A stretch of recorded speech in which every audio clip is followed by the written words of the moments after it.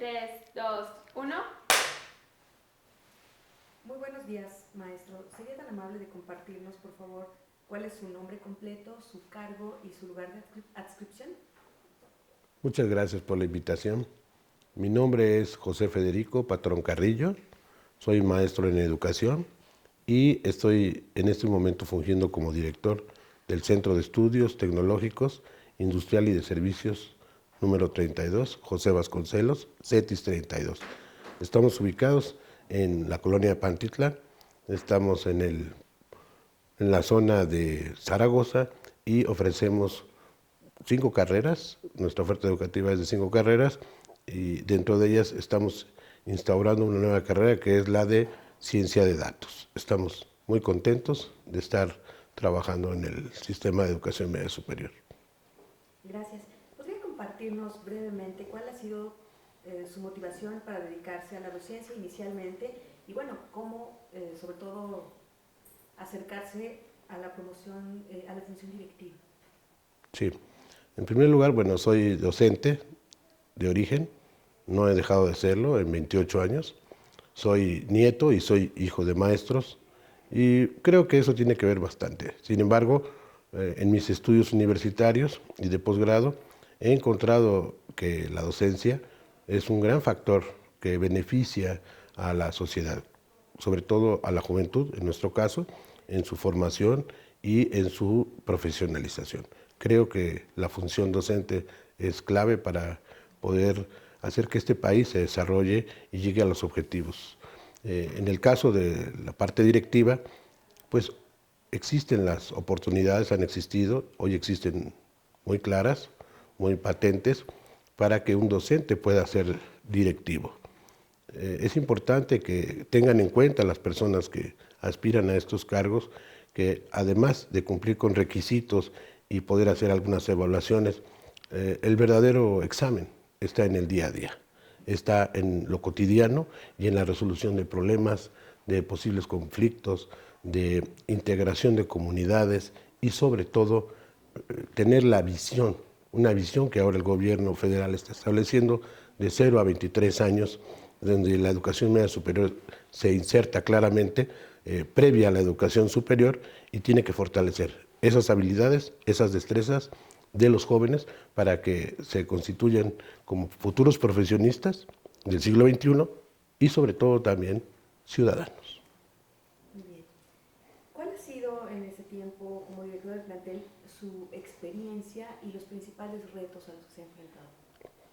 Bien, la experiencia ha sido muy enriquecedora porque está llena de retos que implican, como decía hace un momento, la integración de personas, la integración sobre todo de seres humanos. La visión, fundamentalmente, como lo dice nuestro Plan Nacional de Desarrollo, es en un sentido de ubicar la diversidad, integrar a las personas en sus diferencias, ¿sí?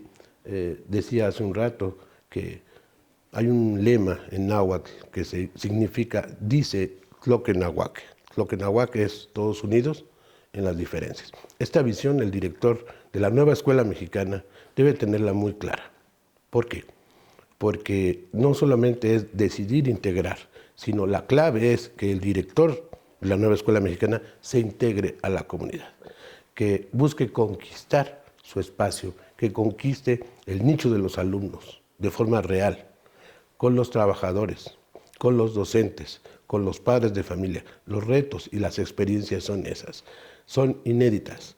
Y por más tiempo que pueda llevar una persona en la docencia, el punto es que, siendo directivo, viene esa nueva asignatura, la de conocerse dentro de un plano que se llama la gestión directiva, la gestión académica, la gestión administrativa. Por eso, el director de la nueva escuela mexicana debe significarse como un nodo, como un vector, como un líder académico, pedagógico, para poder lograr los propósitos de esta educación media superior en México.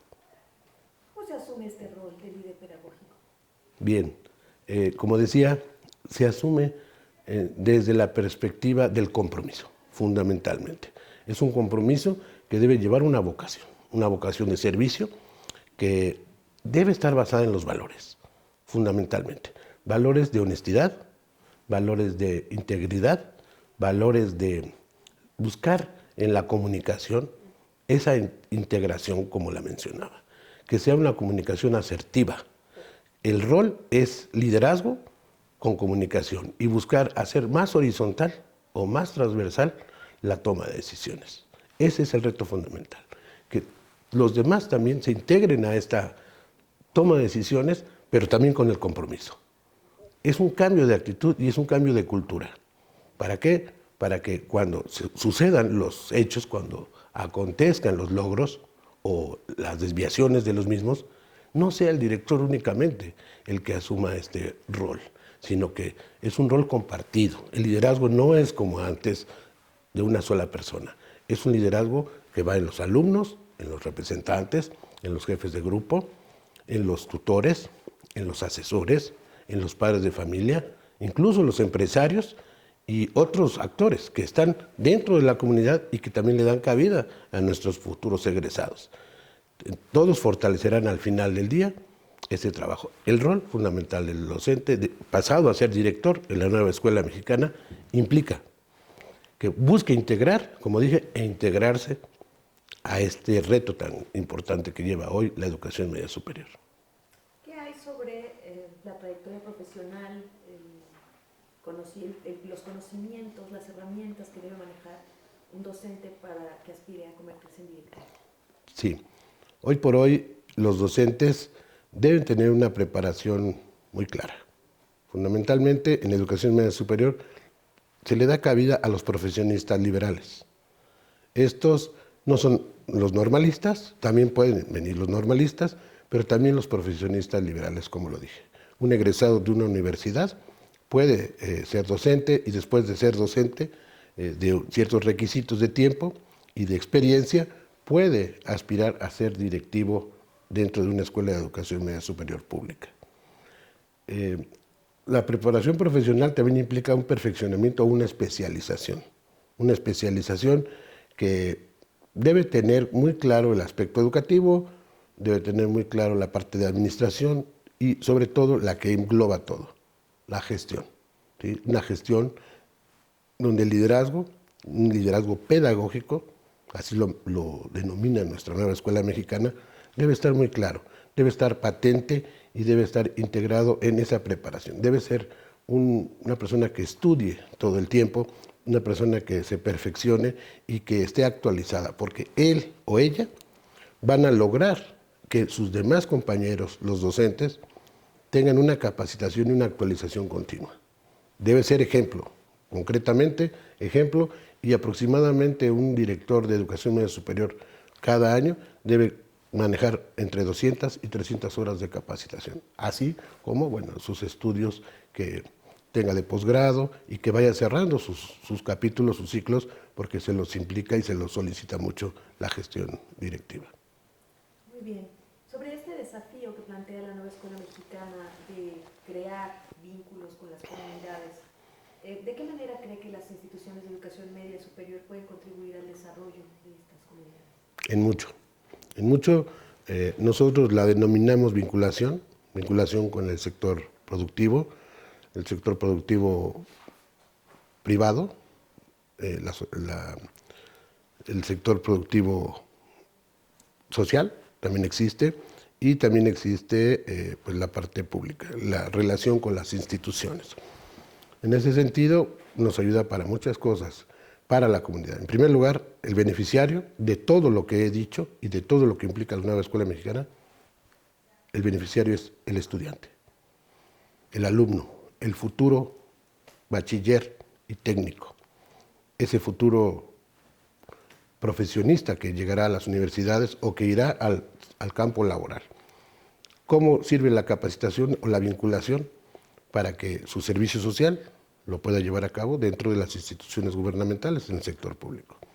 Las prácticas profesionales dentro del ámbito privado, en donde posiblemente pueda trabajar y pueda tener incluso su primer currículum, su primer trabajo. De ahí puede salir contratado o contratada si tiene habilidades, capacidades, destrezas, que observe el patrón el futuro patrón, para poderlo contratar. También asimismo puede ayudar mucho a las escuelas, en nuestro caso, que tengamos un vínculo, una vinculación entre escuela y empresa. ¿Para qué? Para que los planes y programas de estudio sean actualizados y verificados, para que estén en movimiento continuo y veamos las nuevas cosas que requiere el sector. Eso puede ayudar mucho para que el docente que lleva a cabo el proceso de enseñanza-aprendizaje, en el caso de las especialidades, pueda tener incluso estadías dentro de estos centros de trabajo, al igual que los estudiantes, y poder perfeccionar. Tenemos un modelo que se llama modelo dual, que lo está estableciendo la UEMSTIS, la Unidad de Educación Media Superior Tecnológica e Industrial, y de servicios, donde es un porcentaje más acentuado para la práctica en la empresa, y eso vale dentro de la evaluación del alumno, y un porcentaje inferior en la parte teórica. ¿Qué significa? Que este modelo dual permite que el alumno salga muy perfeccionado. No se puede en todos los casos, sobre todo en esta parte de la parte tecnológica, por ejemplo, en una empresa donde se desarrolla la industria textil, es un ejemplo, o en el caso de nosotros, una empresa que desarrolla la producción industrial de alimentos. Nosotros tenemos una de nuestras especialidades y ahí los chicos van, por ejemplo, a una fábrica de una marca y ahí están un tiempo considerable. Cuando regresan al plantel, ellos traen mucha práctica, igual que los docentes, y podríamos decir que de alguna manera han integrado conocimientos muy fuertes para el sector. Cuando egresen de la escuela, estos hemos notado que se impactan positivamente y quieren trabajar en el sector. Otros quieren estudiar únicamente el bachillerato y dejan de lado la parte tecnológica y de profesionista. Por eso esta vinculación es importante, porque les permite a los chicos enfocarse, les permite a ellos darse cuenta en dónde está el asunto. No nada más que les paguen, sino el hacer las cosas para lo que están estudiando, para que entren a talleres, a laboratorios, utilizan instrumentos, utilizan maquinaria, equipo, y que esto, cuando al final del día regresan de esas prácticas a través de la vinculación, vienen muy cargados, vienen muy motivados y están buscando incluso el estudio superior sobre esa área. Lo comentaría yo de la forma más respetuosa a la decisión de cada padre de familia, de cada tutor y de cada alumno. Realmente sí deberían probar y conocer estos aspectos para darse cuenta de la realidad. No verlo desde afuera es una muy buena inducción, ¿sí?, que creo que nuestra institución está haciendo para ello. También otro aspecto para la vinculación, muy importante para la comunidad, es que trae beneficios de tipo material. Puede haber la oportunidad de que estas empresas lleven algunos insumos a las escuelas y los provean de equipo o de tecnología, les hagan transferencia para que puedan mejorar en los centros de estudio y más o menos ubicar esta realidad que tienen en las empresas y actualizarse también. Maestros, alumnos y la parte de infraestructura y equipamiento pueden ser beneficiadas por este gran impacto. En todas estas acciones tan importantes que está comentando sobre la vinculación con la comunidad, ¿cuál cree que sería el rol o el papel que juega el director y en ese sentido, dónde podemos decir que se hace una buena gestión en estas cuestiones? Sí, para que sea una buena gestión, desde la visión de la nueva escuela mexicana, el director debe ser un vinculador, pero no solo. Es un vinculador que debe generar un equipo de trabajo para ir a los sectores a encontrar las necesidades, la solución a sus necesidades. Por ejemplo, una escuela que tiene una carrera tecnológica como, por ejemplo, ciencia de datos, hacia donde nosotros queremos ir, es un reto y lo voy a plantear para las personas que me estén observando y escuchando. Ese reto es implementar algo nuevo, es innovar. El reto mayor y el rol mayor es innovar. Aunque algo lleve 10 o 15, 20 años, no dejarlo así. Y si algo viene nuevo, con ese mismo ímpetu, con esa visión de transformación, que eso significa la nueva escuela mexicana. Es en sí misma, es una transformación, es una innovación, es una revisión, pero con imaginación, con participación de los miembros. Por eso el director solo no debe hacer su vinculación. Sí, es la cabeza, es el que firma, pero hoy por hoy esa parte inclusiva, esa parte de invitar a otros que saben hacer relaciones públicas, otros que tienen conexiones, otros que saben tocar las puertas y abrirlas. El director cierra los asuntos, hace los convenios, pero al final no lo debe hacer solo. Debe buscar que a lo mejor un presidente de academia que conoce el área de especialidad en electrónica, ¿sí?, o en electricidad, toque la puerta de ese campo porque ahí estuvo trabajando o ahí trabaja. Acerca al director y el director va y cumple ese propósito. Lleva a los alumnos a que se den cuenta y que también haya reglas claras para que los alumnos y las alumnas sean tratados correctamente y que finalmente no hagan otros propósitos que no sean los de su estadía o su estancia en esos centros. Asegurar su espacio y asegurar su presencia en este beneficio. Entonces el director en cuestión es un líder de equipos. Tiene que hacer equipos y tiene que recibir proyectos. Incluso lanzar una convocatoria para ver quién quiere vincular. Los padres de familia también pueden vincular. También pueden vincular, aunque no tienen todas las veces los estudios o el nivel sociocultural, ellos pueden vincularnos en la zona inmediata, entre los vecinos, entre las pequeñas empresas que ahora están prosperando mucho, porque también la vinculación ayuda a que los estudiantes de educación media superior dentro de la nueva escuela mexicana puedan obtener todos los apoyos, por ejemplo, de la Secretaría de Economía y las asesorías para crear pequeñas y medianas empresas, porque ellos egresan como técnicos profesionales en determinado campo, además de su bachillerato. Entonces, ellos están generando todo este propósito del emprendedor. Tenemos también ese beneficio, lo agrego y lo comento en este segmento, donde el estudiante puede, incluso antes de egresar, tener una pequeña empresa y consolidarla. Tenemos ejemplos concretos a nivel nacional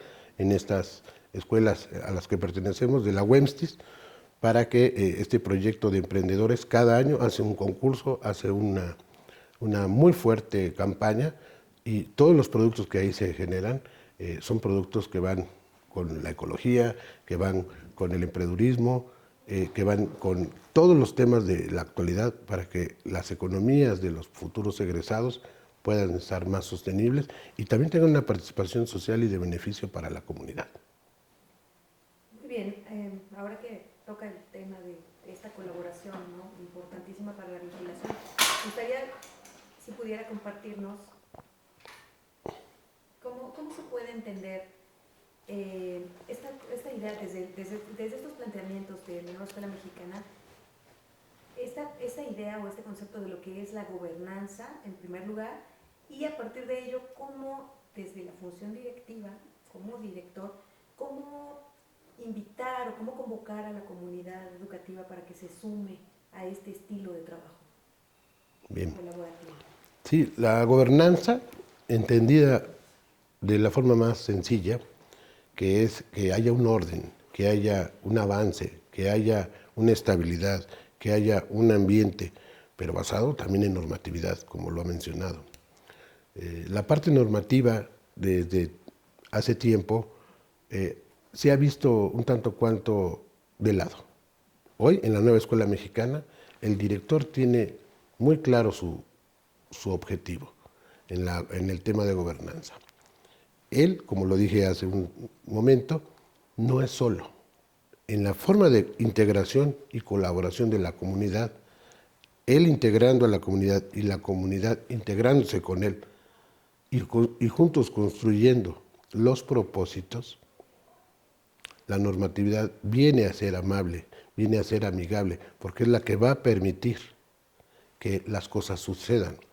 Hay un comentario desde la perspectiva jurídica que habla de el hecho de no conocer el precepto jurídico no exime a las personas de llevar a cabo ese propósito. ¿Esto qué implica? Que el director de un plantel de educación media superior debe fomentar mucho la capacitación para su personal administrativo, su personal docente y el personal directivo. Y si tal vez no sepan de memoria las bases de la normatividad, deben tenerla muy clara y debe permearse a través, por ejemplo, de esta capacitación, de esta inducción que debe de darse a todo el personal en diferentes tiempos. Finalmente, la parte laboral, la parte normativa, los derechos humanos que hoy en educación son fundamentales, la presencia de la Comisión Nacional de Derechos Humanos, a veces in situ, que va a dar capacitación, pero también muchas veces nuestros propios docentes o nuestro propio personal administrativo genere esta capacitación y divulgue dentro de la comunidad, con los alumnos, por supuesto, para que sepan sus límites, para que sepan la distancia que hay entre el docente y el alumno, y el puente fundamentalmente que hay entre ellos, con las sanas distancias, cuidando los ángulos. Hoy en este ambiente del siglo XXI, donde la juventud ha encontrado su libertad de una forma muy abierta, diferente a otros tiempos, en donde el costumbrismo, en donde la disciplina per se, era lo que permeaba el ambiente escolar. Hoy por hoy estamos en la nueva escuela mexicana ante esa expectativa de que el joven se sienta libre, el maestro, el docente esté pleno, esté abierto para construir ambientes en esos temas de libertad. Dentro de la gobernanza también está esa parte de el asunto de la cordura dentro de la escuela, concretamente las reglas del juego, el reglamento escolar. Padres de familia, ¿hasta dónde? No, ¿hasta dónde no? ¿Hasta dónde podemos apoyar? No hasta dónde llegamos. Sí, es diferente, es una postura inteligente, es una postura distinta. La nueva escuela mexicana, sus letreros en las escuelas, sus rótulos ya no son más prohibido, sino es aquí evitamos fumar, aquí evitamos consumir bebidas alcohólicas, aquí promovemos la salud y las costumbres positivas. Es diferente a prohibir. La nueva escuela mexicana habla del uso de la conciencia, del uso de la inteligencia, para que la norma, la parte normativa, dentro del orden y la gobernanza, en un plantel y en un sistema, sean algo amable, amigable, prudente, y que no sea un sistema de represión. Aunque bueno, el tema fundamental aquí es la paz escolar. Es la paz escolar dentro del plantel, la búsqueda de la paz escolar hacia afuera del plantel y en todo el entorno de la comunidad. Muy bien, justo aprovechando que menciona el tema de los derechos humanos y el tema de la paz escolar, me gustaría preguntarle cuál es la importancia, sobre todo pensando en la función directiva, ¿no?, de promover temas, me parece central, como cuestiones como la diversidad y también la dificultad, no solo la importancia, sino también la dificultad de pensar en temas como la diversidad cultural, de género, de todos los tipos, ¿no?, con miras a la inclusión. Todos estos temas han sido promovidos y hoy por hoy, dentro del marco de la nueva escuela mexicana, son ya no más un reto, son una realidad que sin embargo en algunas regiones de este país pues pueden tener diferentes ángulos y grados de avance. Sin generalizar ni particularizar, buscando el punto de equilibrio, considero que el nuevo director, el director de la nueva escuela mexicana, debe buscar estos ángulos todo el tiempo, porque es un ejemplo de la sociedad. La escuela no es la casa, pero es el lugar donde los jóvenes se forman y donde las niñas, los niños y los adolescentes se van a convertir en media superior, se van a convertir en ciudadanos. Entonces, por ejemplo, la equidad de género hoy por hoy es una asignatura, no dentro del plan de estudios ni del programa, pero es una asignatura cotidiana de la praxis, donde el maestro, el docente, donde el trabajador ha recibido no solo información, sino impulsos para que acepte esta diversidad, Tenemos chicos, por ejemplo, en el caso anecdótico, que vienen de estados como Puebla y Oaxaca, chicos de origen indígena con muchas limitaciones de origen. En nuestras escuelas lo que hacemos es darles una bienvenida muy grande y fundamentalmente hacerlos sentir en su casa. El alumno, aunque no venga de Oaxaca o no venga de Puebla, debe sentirse en su segunda casa, igual que el docente. Es un motivador y el directivo. Si vamos a motivar, tenemos que estar automotivados en ese sentido. Equidad de género ha sido difícil, no ha sido fácil por la cuestión cultural, la formación que incluso muchas veces tanto hombres como mujeres han recibido y se reproducen como un factor automático. Se está rompiendo con las nuevas generaciones y sobre todo con esta nueva asignatura que mencionaba. Los docentes, las maestras, los trabajadores han recibido este impulso y desde la dirección del plantel verificamos que esto suceda sin tener un sentido de persecución. Al contrario, invitando, siendo ejemplo en las reuniones, evitando el sexismo en el lenguaje que a veces nos traiciona incluso a los que hemos estudiado esto. Finalmente es una forma de editarnos, una forma de que la gente conscientemente edite su forma de actuar a las predilecciones sexuales distintas a las convencionales de hace tiempo, también el gran respeto, ¿sí? Ese gran respeto a no etiquetar, a no buscar dañar en su integridad a las personas emocionalmente. Aquí, por ejemplo, tenemos un gran programa que se llama Construyete, y también el programa de tutorías que hacen una pinza, hacen un gran encuentro con estos temas y buscan que los jóvenes tengan esa inducción, esa sensibilización. También, hoy por hoy, el reto grande es la escuela para padres. Aunque ellos dicen que ya formaron a los hijos no son productos terminados. Incluso nosotros, que por tener 50 o más años, no somos productos terminados. Esta asignatura es para todos, es para los directivos, es para los docentes, es para los padres de familia y es para la comunidad en general. Esta diversidad por ejemplo, terminando el tema de los chicos de Oaxaca, muchos se querían ir del plantel porque sufrían el bullying, que es un tema que está ahí patente en estas escuelas. Finalmente encontramos la manera de asesorarlos y darles un sentido de pertenencia y pertinencia.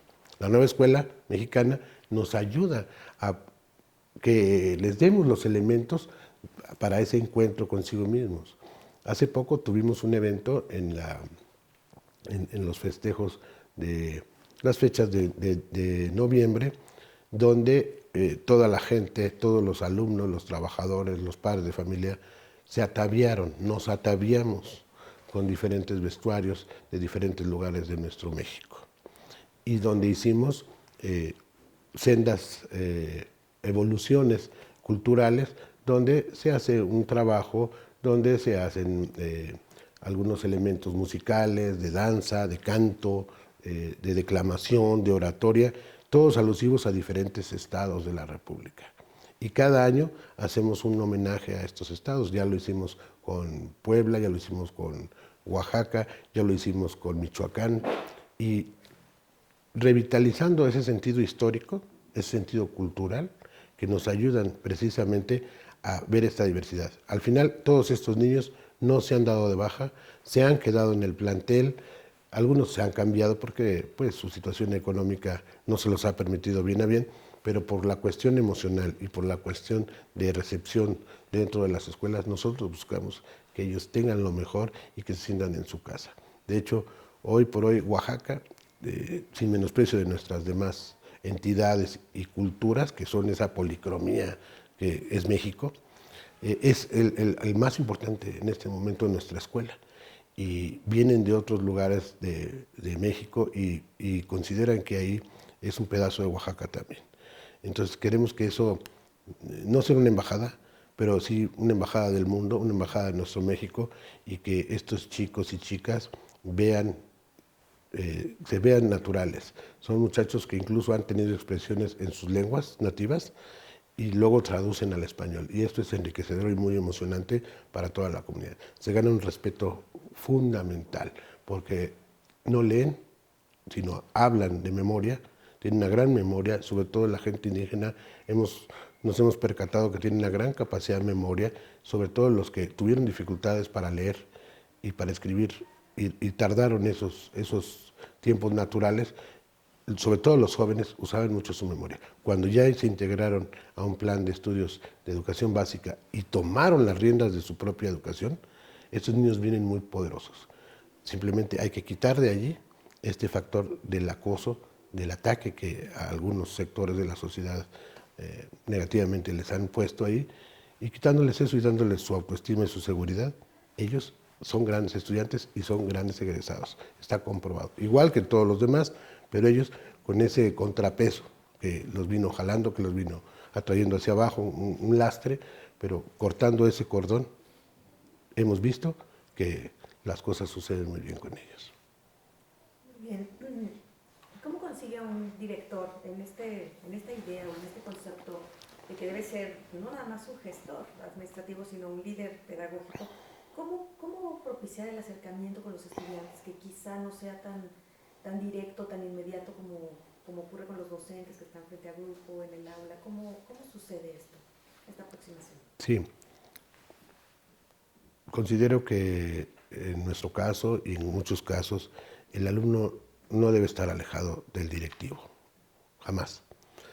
Al contrario, debe estar muy cerca.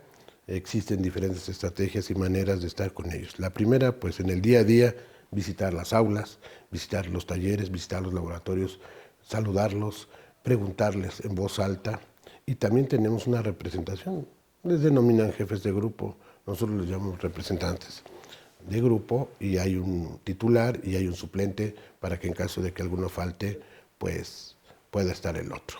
Hay reuniones de trabajo, nosotros hemos denominado grupos de enfoque, donde el director del plantel cada mes tiene una reunión con este grupo, y además de eso existe la posibilidad de que diario y cotidianamente el representante o jefe de grupo tenga contacto con el subdirector académico para poder hacerle llegar sus comentarios, sus inquietudes y sus necesidades. Más allá de una cuestión de la diferencia o la distancia entre un lado y el otro del escritorio, nosotros buscamos que este acercamiento sea directo, que sea viéndose a los ojos. A veces existe la timidez o existen los tabúes por parte de los jóvenes en ese sentido. Nosotros tenemos que romper en la nueva escuela mexicana esa brecha entre los estudiantes y los directivos.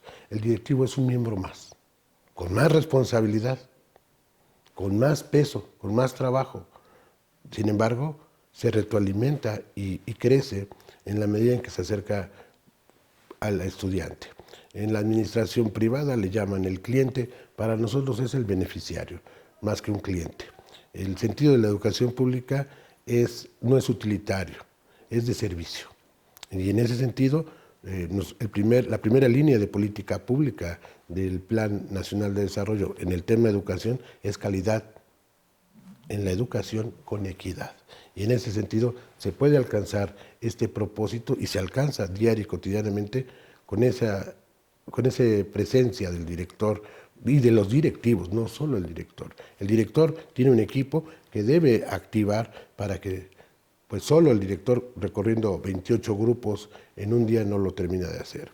Pero si se hace repartida la tarea, si se planea esta forma de delegar y luego recibir la información, creo que podríamos hacer un trabajo en equipo, un trabajo colaborativo de los directivos para tener ese contacto con los chicos, además de una política de puerta abierta.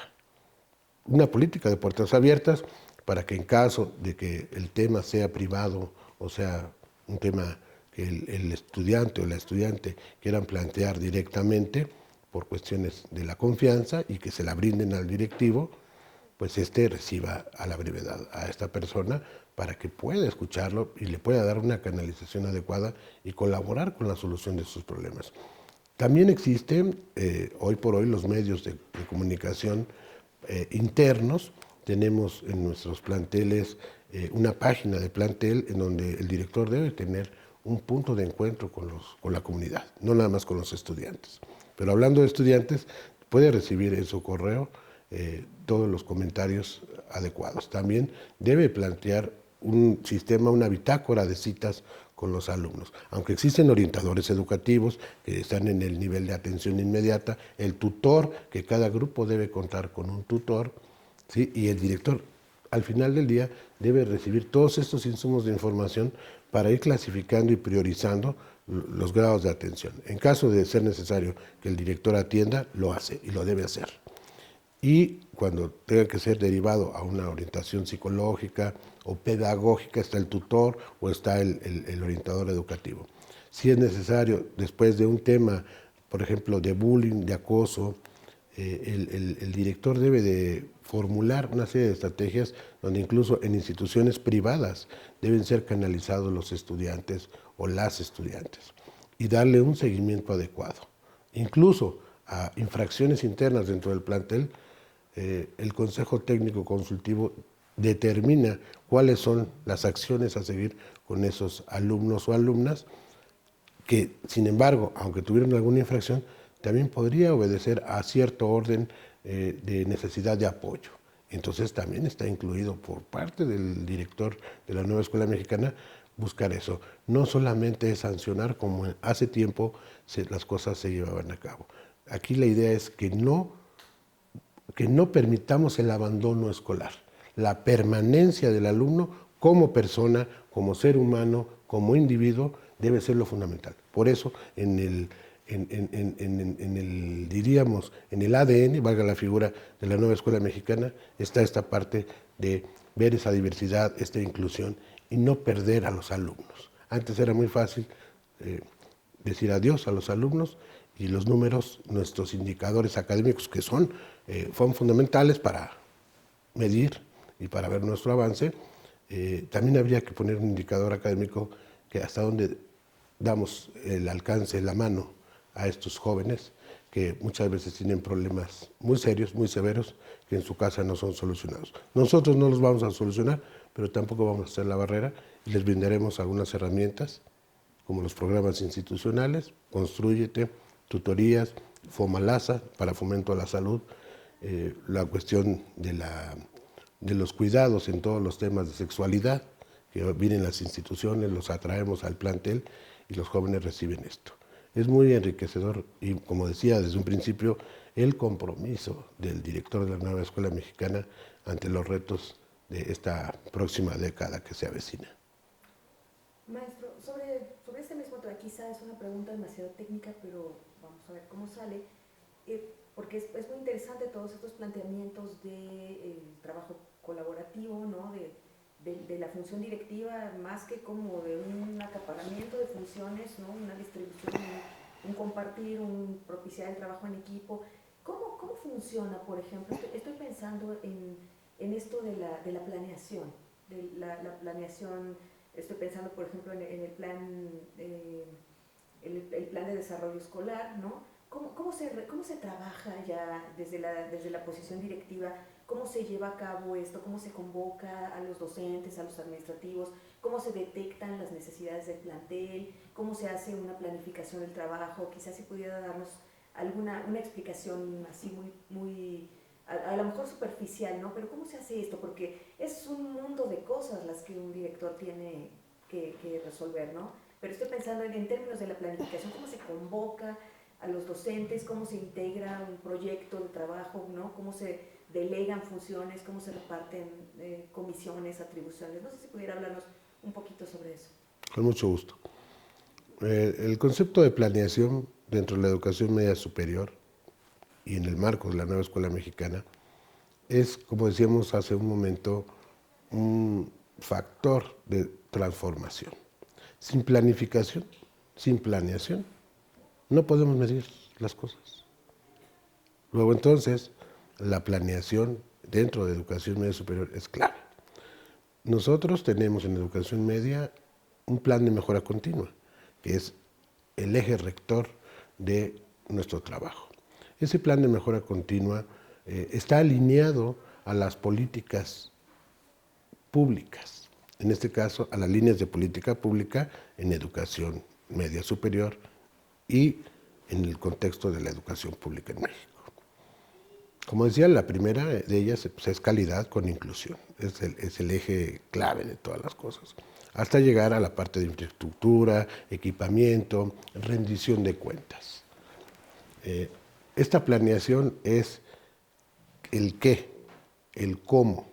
Vamos a establecer cuáles son nuestros objetivos, nuestras metas, cuáles son las líneas de acción para poder obtener estos beneficios para los estudiantes, en donde los maestros desarrollan su trabajo, su misión y su labor, en donde el directivo también aplica su función y su atribución, y donde las autoridades superiores es un proceso en cascada.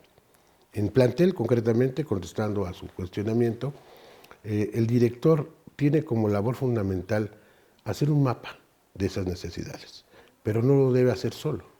Tiene que tomar en cuenta a los actores, en este caso a los presidentes de las especialidades, de las academias de formación básica, propedéutica y de especialidades. Debe generar un instrumento y en reuniones establecer cuáles son esas prioridades, porque quisiéramos solucionar todo. Nuestras escuelas aproximadamente tienen 40 años y bueno, hay algunas necesidades que son imperiosas. Sin embargo, algunas no son siempre de orden material. Y creo que también al mismo tiempo que las materiales deben ser solucionadas. ¿Cómo lo logramos?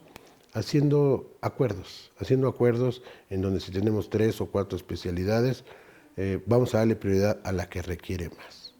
¿Sí? Puede haber celos y recelos, puede haber cabida a una serie de discrepancias. De este ambiente del que hablábamos, construir este ambiente de armonía, de asertividad en la comunicación y sobre todo en los hechos cumplir.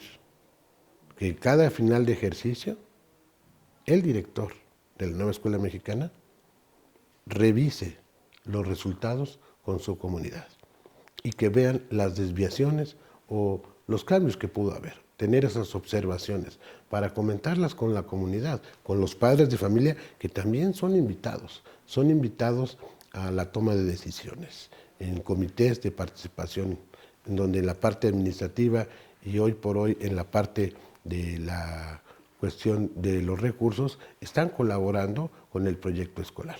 El proyecto de inversión también al final es el tema central donde el director va a enfocar toda su atención y la comunidad le dará el visto bueno para que esas metas, esos objetivos se cumplan. Si se va a equipar un laboratorio, si se va a equipar un taller, si se va a uniformar a un equipo de básquetbol o voleibol que representa al plantel y muchas veces a la propia Ciudad de México en un concurso nacional, ¿sí? Si alumnos o alumnas van a viajar al interior de la República a participar en eventos culturales, no solamente deportivos, en declamación, en oratoria, en cuento, en minificción. La escuela tiene que tener muy claros esos propósitos para que estos jóvenes no se desvanezcan en el camino y haya ese apoyo.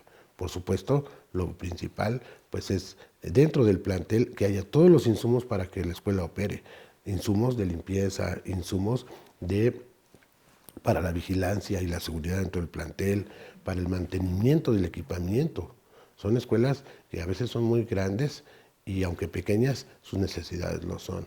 Entonces, ¿cómo hace el director para poner de acuerdo a la comunidad? Convoca en reuniones de academia a los maestros y hay una presidencia y hay una secretaría y ellos toman acuerdos y hacen consensos. Aquí la palabra clave son los consensos. En Nueva Escuela Mexicana hay que consensuar las decisiones para que todos se sientan contemplados y tomados en cuenta.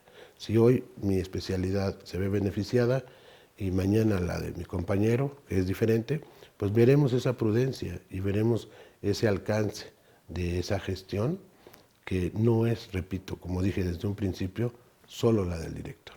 Es inclusiva y todos formamos parte de esa decisión, bien, más o menos. Bueno, justo por lo que menciona ahorita me resalta un poco hacia la pregunta de la evaluación, justamente, porque cómo evaluar el éxito, ¿no?, de estos planes, de estas acciones al interior del plantel, sobre todo pensando en que creo que parece haber un desplazamiento, ¿no?, de la idea a lo mejor de una lógica de calidad entendida desde un cierto lugar y hacia donde lo lleva más bien la nueva escuela mexicana, ¿no?, que tiene que ver quizá con medir el éxito escolar. Sí, claro.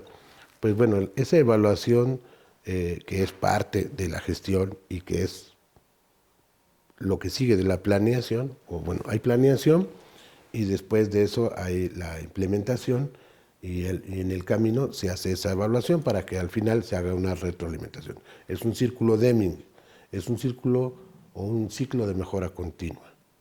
En cualquier administración, en China, pero en ese caso estamos en México, en la nueva escuela mexicana, esta evaluación es continua. Tanto como es continua en el aula hacia los alumnos, y debe ser así, también en la gestión. Los propósitos del plan de mejora continua se empiezan a medir a través de indicadores de gestión. Esos indicadores de gestión tocan el aspecto de calidad. Tocan el aspecto de calidad y miden calidad y miden también la parte que se puede tocar, ¿sí? Hay quienes piensan que la calidad no se puede medir y la calidad se mide. Se mide, a su cuestionamiento le contestaría, en primer lugar, el alumno lo sabe reconocer, el padre de familia lo sabe reconocer, sin embargo necesitamos un instrumento. Ese instrumento existe por parte de las autoridades superiores, pero también nosotros tenemos que autoevaluarnos. Si nosotros no nos autoevaluamos, ¿cómo vamos a saber el factor o el criterio que nos aplicó la autoridad? En ese sentido, como decíamos desde un principio, la nueva escuela mexicana es un significado muy fuerte, porque todos somos parte de esa evaluación. ¿Quién faltó? ¿Por qué se desfasó? ¿Por qué no se cubrió al 100%? Y no nada más por falta de un recurso material, sino de energía, de colaboración, de participación. Si hacemos una reunión, por ejemplo, un indicador que no se mide normalmente es los padres de familia asistiendo a reuniones de padres de familia. Hoy por hoy, esos padres y madres de familia, tutores, no asisten mucho, en muchos casos, porque son personas que trabajan. Son personas de a pie, como decimos aquí en México. Igual que nosotros, en factores como, por ejemplo, las madres de familia son jefas de casa, de familia, muchas, un 40 o 50% de nuestras escuelas en la Ciudad de México, son mujeres que no tienen la pareja y tienen que llevar a cabo una serie de cosas muy importantes como obtener el sustento, ver el hogar y además atender a los hijos.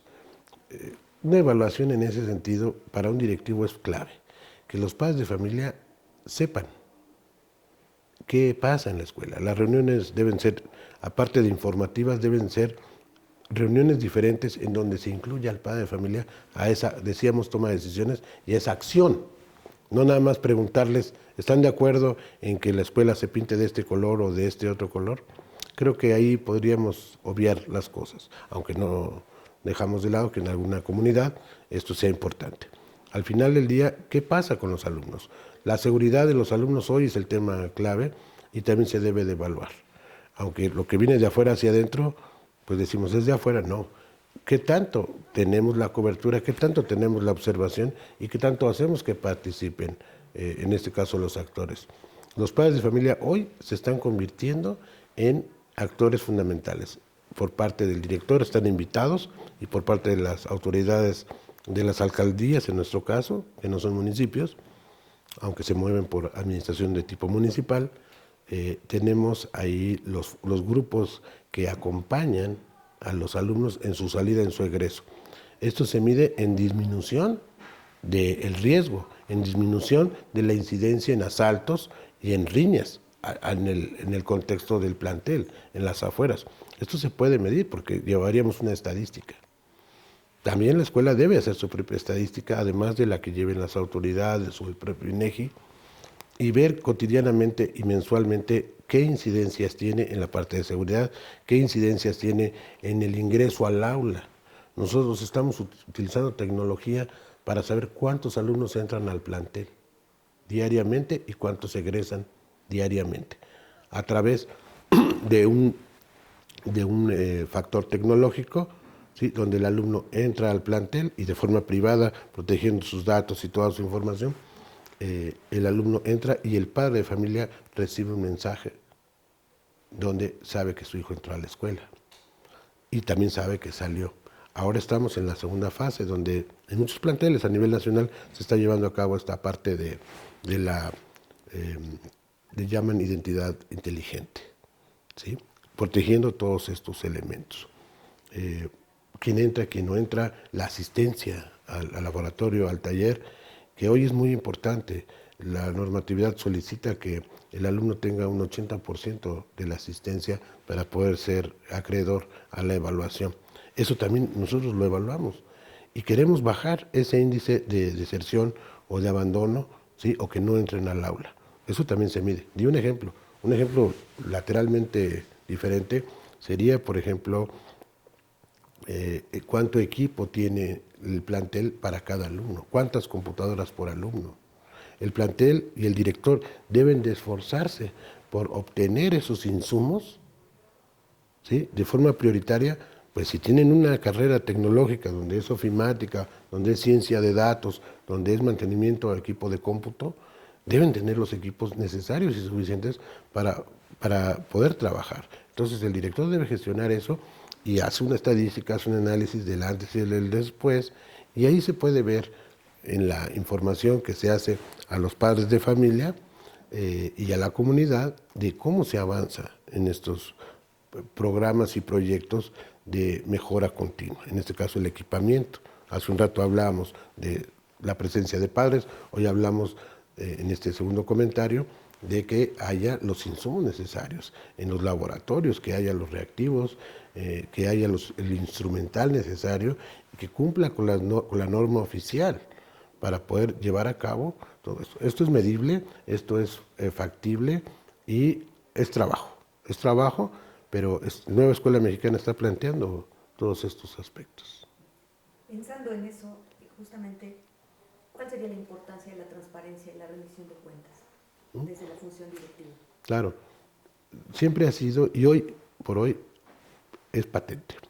La transparencia y la rendición de cuentas son parte del mandato. Para hablar de gobernanza, quien de alguna manera ejerce atribuciones directivas dentro de un plantel, también debe no someterse, debe abrir su gestión y ponerla en la mesa a los ojos de los miembros de la comunidad. Los directores de los planteles cada año deben hacer un propósito de ir acumulando la información a través de las áreas de planeación, donde va captando todos sus insumos, y a la comunidad anualmente le hace una rendición de cuentas, también a la Secretaría de la Función Pública, que es el organismo facultado para revisar esto. También el directivo está obligado a hacer declaraciones patrimoniales, es parte de su rendición de cuentas, porque es un funcionario público. En el caso de la Nueva Escuela Mexicana, hoy por hoy nadie está exento de llevar a cabo esas funciones directivas, acompañadas de esa transparencia, que es muy enriquecedora porque le da certeza a todos los procesos. La comunidad se integra todavía de una forma más ferviente y con más audacia a los llamados de los directivos. Creen, hacen, se comprometen. Aquí el aspecto de ser una sola pieza, todos, es ese compromiso. Y la transparencia y la rendición de cuentas brindan esa tranquilidad a la comunidad.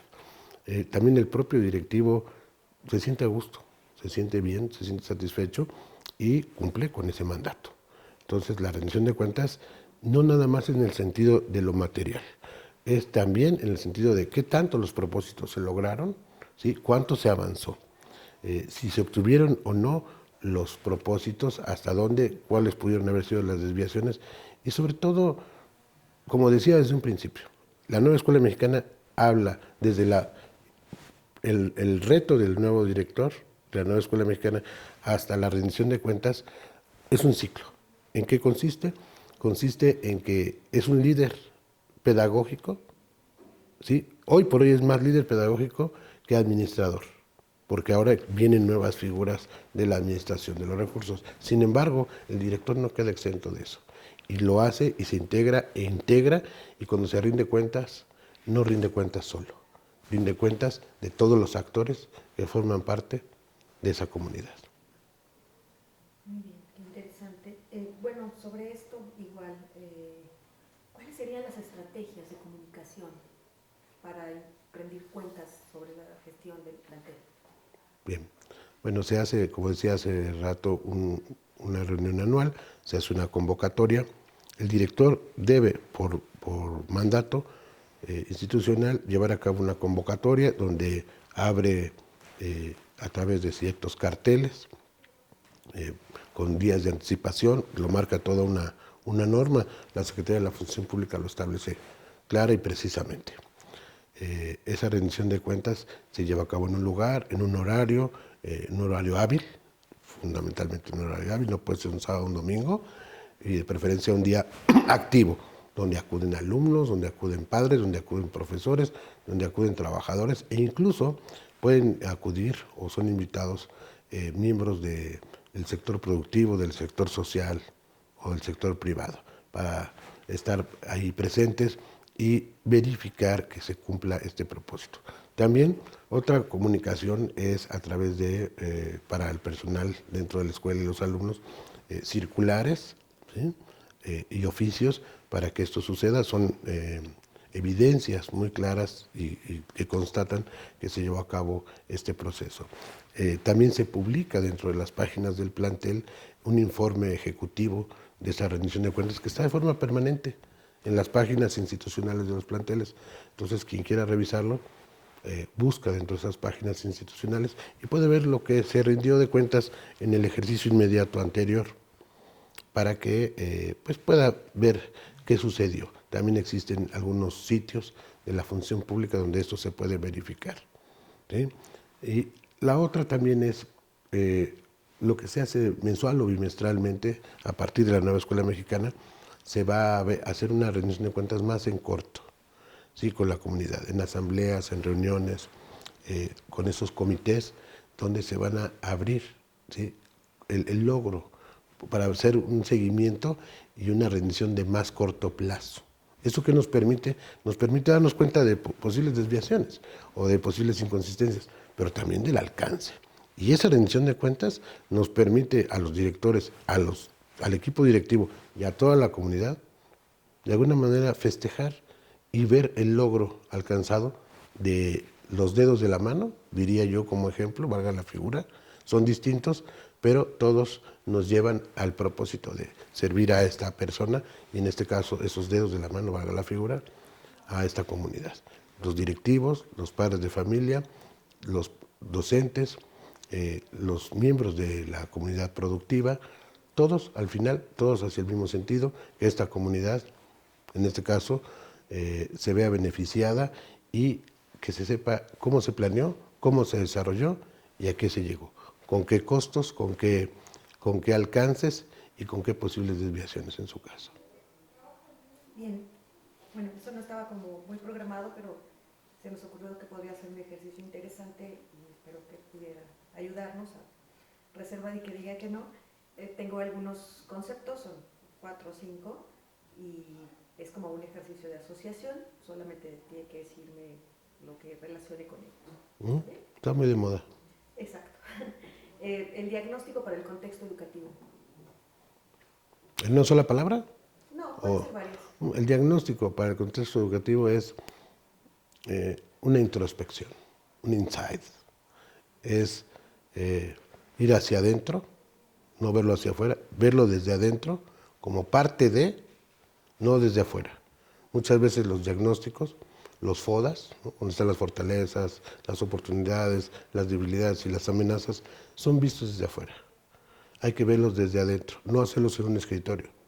Hay que hacerlos con la comunidad y con los miembros, y que ellos viertan con oportunidad y claridad de forma concreta, por supuesto, cuáles son esas fortalezas que consideran y analizar esta diversidad de expresiones para poder buscar esa integración hacia un punto de equilibrio y alcanzarlo. Indicadores. Indicadores serían los medios a través de los cuales podemos medir, podemos ubicar una realidad. Decíamos hace rato que hay quienes creen que la calidad no se puede medir, y sí es medible, en los resultados, en la ejecución y sobre todo en la satisfacción de las personas en sus intereses. Aquí la clave sería saber claramente cuáles son esos intereses. Metas. Las metas sería más bien el qué. En pocas palabras, el qué. Pero para llegar al qué, decimos hace rato al inicio de mi intervención, ese que el líder, en este caso de la nueva escuela mexicana, que es el director, no lo debe buscar solo. Debe tocar las puertas para que ese qué se signifique, sea significativo para las personas, y cuando lo escuchen o lo ubiquen en la forma que se presente su configuración, vean que es esa expectativa que ellos y ellas tienen y que no fue una ocurrencia. Entonces, las metas son ese qué que necesitamos tener ahí. La meta de este día, la meta de esta reunión, fue encontrarnos en este lugar, en un horario, para llevar a cabo este propósito. Hoy logramos esa meta, pero la calidad de esa meta podría ser en enriquecer los comentarios para las personas que nos están escuchando y viendo, y que les pueda servir como una herramienta para tomar una decisión firme, tanto cuando puedan concursar para ser directivos, tanto cuando lo sean y tengan bien claro cuál es la ruta crítica a seguir en ese sentido. Análisis situacional del plantel. Bien. Es un plantel que tiene 40 años, lo cumplimos el año pasado, hicimos un festejo muy hermoso donde vinieron las primeras generaciones, tenemos maestros decanos todavía vigentes y frente a grupo. Este análisis situacional nos habla de que estamos en una comunidad, en un barrio muy antiguo que es Pantitlán. ¿Sí? Esa escuela tiene grandes logros, ha obtenido grandes premios a nivel nacional en el área cultural, en el área deportiva, en el área académica. Hemos recibido la visita de 3 directores generales en 3 años y medio, y todos han ido a reforzar y a ver este propósito de calidad del plantel. ¿En qué sentido su situación está, como lo comento? Primero que nada, le ha dado servicio a toda la comunidad de la inmediatez, ¿sí? Las colonias aledañas, la alcaldía Venustiano Carranza, la alcaldía Cuauhtémoc. Hoy por hoy son zonas con algunas dificultades de tipo seguridad, pero que sin embargo la escuela sigue permeando y sigue siendo buscada y sigue siendo una necesidad para los estudiantes. El sector productivo se está integrando muy fuerte, hemos hecho esos vínculos que comentábamos para que tanto la parte de las autoridades nos apoyen, porque también necesitamos el apoyo de las autoridades, y la transportación ahí la estamos mejorando para que la parte de seguridad hoy sea mejor, que lleguen algunos medios de transporte para que puedan salir los chicos con más seguridad. Muchos padres van por ellos, los acompañan y van por ellos al final. El plantel está visto como uno de los primeros planteles en la Ciudad de México en términos de sostenimiento de su matrícula. ¿Sí? Hoy por hoy, dentro de ese indicador, es fundamental aclarar algunas cosas. Para sostener la matrícula se requiere de un esfuerzo combinado y transversal. Primero que nada, los docentes en el aula, los padres en el hogar, los chicos en el quehacer cotidiano, los directivos en la revisión y acompañamiento de este quehacer. Entonces, nuestra situación como plantel es que somos un plantel que hace 40 años nació y hoy por hoy se está innovando, se está retomando su esencia histórica y está viendo hacia adelante. Con la nueva escuela mexicana creo que cualquier análisis situacional de cualquier plantel, que sé que hay planteles con 70 alumnos, se los comento anecdóticamente, hay planteles con 70 alumnos, con 120 alumnos en el interior de la República y que hay planteles con 5,000 alumnos. Son diametrales las posibilidades de su situación, tanto en el lugar en que se encuentren, en la Ciudad de México, como Milpa Alta, o acá por el reclusorio norte, al norte de la ciudad, o en la zona de Pantitlán, donde estamos nosotros, cerca, a un lado del aeropuerto. Cada uno tiene su diversidad, pero en el caso de nuestro plantel, el CETIS 32, José Vasconcelos, tiene una situación muy específica que lo denota. Es un plantel con un sentido de pertenencia y pertinencia muy fuerte. Los docentes con gran experiencia, tenemos más del 50, casi el 60% del personal docente con posgrado, ¿sí? Y se está reforzando mucho esto. Los alumnos buscan, tenemos también un sistema de educación a distancia, se denomina modalidad autoplaneada, donde acuden los sábados y asesorías y lo demás lo hacen en su casa y a través de medios electrónicos.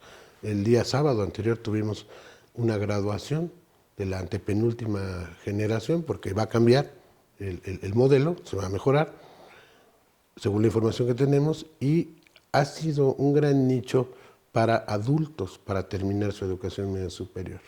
Es una oportunidad fundamental que no se ha perdido y la escuela también ha planteado. Es buscada los sábados por mucha gente. De lunes a viernes tenemos la educación continua, el escolarizado, y tenemos aproximadamente 2,007 alumnos en el sistema escolarizado.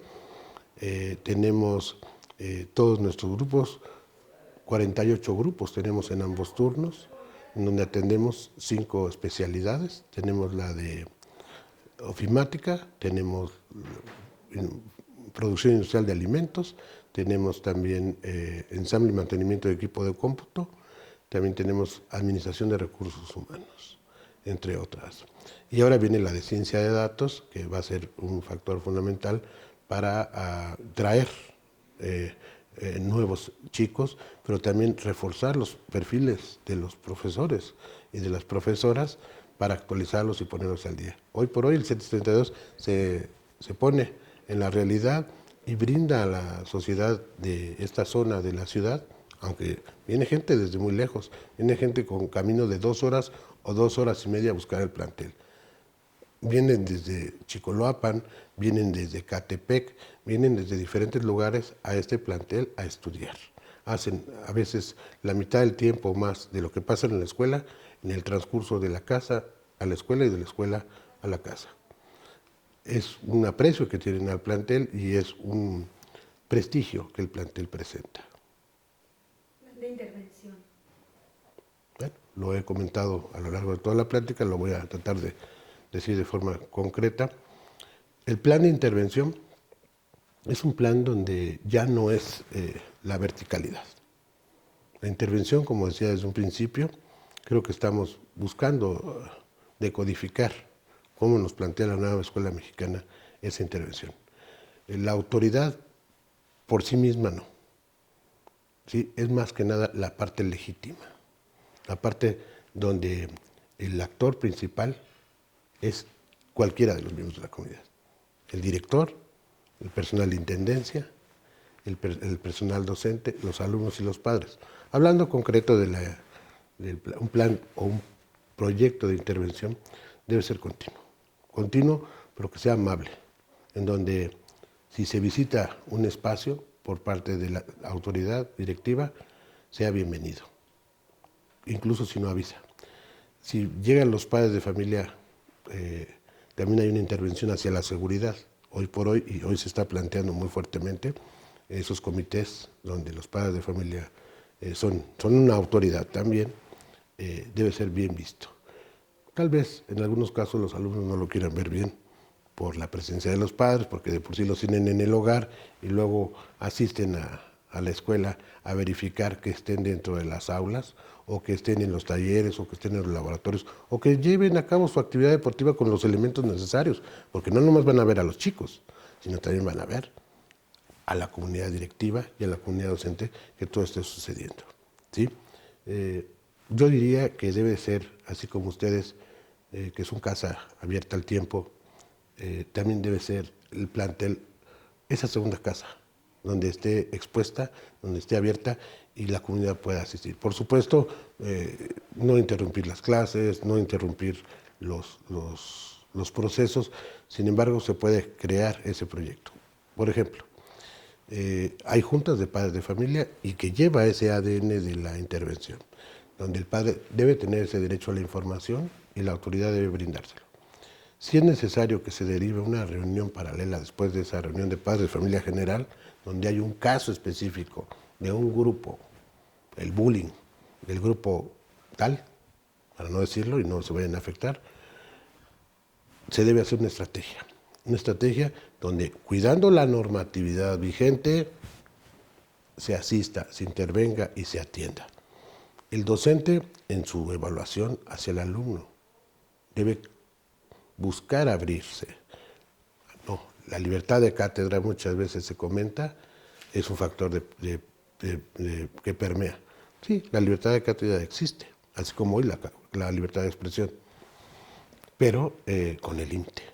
Todo es con límites, así como en las escuelas primarias les enseñamos lo primero, que son los límites, y en la casa también nosotros como adultos debemos manejar bien esos límites. Y aquí el límite de la intervención debe cuidar la norma, debe cuidar el factor de los derechos de las personas y de sus obligaciones también, en ese punto de equilibrio, y buscar el rescate. Aquí, ¿a quién vamos a rescatar? Al alumno. A no permitir que entre en un problema y ayudarlo, asistirlo, acompañarlo, que es la palabra clave, al docente, al trabajador de apoyo. ¿Para qué? Para que no incurra en algo negativo, pero como decíamos hace rato, más bien para que incurra en una acción positiva, que sea ese sentido proactivo, que si tiene una iniciativa un trabajador, no esté preguntando todo el tiempo al abogado o al asesor si lo va a hacer bien o lo va a hacer mal. Finalmente, tener esa cercanía para poder hacer esa intervención. Yo la resumiría en una palabra. La intervención sería, en educación, la frase clave es no intervenir, teniendo que hacerlo, o no dar un paso hacia adelante, sería dar 2 pasos hacia atrás. Muy bien. Por último, ya para concluir, quisiera pedirle si es posible que hiciera, pensando que este es un curso para aspirantes a la posición directiva, quizá hacer alguna recomendación general, algunas recomendaciones para ellos sobre los retos que van a enfrentar o los retos que enfrenta la figura directiva, o en todo caso también quizá algún tema, alguna cuestión que usted sienta que estamos dejando un poco fuera de lado y que sea importante comentar. Sí, muchas gracias. Pues lo que yo les comento, no les diría, les comento o les digo a los futuros directores o a los aspirantes o a quien tenga esa voluntad, es que es una vocación. Es una vocación, no está en un catálogo de profesiones el ser director, pero sí es una vocación, ¿sí? No se estudia para ser director, el director nace y se hace. Nace en el sentido que se descubre a sí mismo, puede tener diferentes impulsos que lo lleven a esa intención. Tal vez pueda ser la de una mejora en términos materiales y de salario, pero fundamentalmente es la de gestión, acción para la transformación. En este tema de la nueva escuela mexicana, el director es ese protagonista que hace que los demás también tengan fama, que también tengan, como decía Andy Warhol, esos 15 minutos de fama que todos tenemos. Que el padre de familia diario se sienta no nada más el padre que manda al hijo a la escuela con un dinero, con un lunch, ¿no? Y con la esperanza de que el hijo vaya y regrese habiendo abrevado algo en la escuela, sino que también se sienta parte de esa comunidad. El director tiene esa capacidad. Al docente, que a veces se puede decir que es el más cercano al director. Hay que romper esas brechas o esos mitos, porque muchas veces no está esa distancia tan cerca como debe de estar. Y aquí el director es el que tiene que dar el paso. Como decía en principio, cerrando el comentario, con alumnos, con docentes, con padres de familia, con miembros de la comunidad y de los sectores productivos y las autoridades, el director debe buscar esa vertiente de vocación aprendiendo de los demás. Ahí es cuando digo que se hace. Aunque tenga una maestría o un doctorado, un director aprende de sus subalternos o compañeros, ¿sí? Como lo quiera trabajar lo va a hacer. Al final debe ser un compañero y estar con todas las personas. Así como hoy estamos aquí sentados y reunidos, con libertad, con tranquilidad y buscando una solución a un problema. Siempre buscando la solución a un problema y muchas veces te la dan o te ayudan las demás personas a conocerla y a determinarla. No eres solo como director, tienes que ser un ombligo en la comunidad. En ese sentido, un ombligo. Pues muchas gracias. Sería todo. Muchas gracias.